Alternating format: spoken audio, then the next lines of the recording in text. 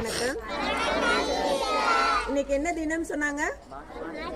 மாற்றுத்திறனாளிகள் தினம். உலகத்துல 8வது அதிசயம்னு சொல்லப்படுற ஒரு மாற்றுத்திறனாளியை பத்தி தான் சொல்ல போறேன். அவங்க பத்தி தெரியுமா? மாற்றுத்திறனாளிகள்ல உலகத்தின் 8வது அதிசயம் சொல்லப்பட்ட அவங்க மாற்றுத்திறனாளி யாருன்னு தெரியுமா?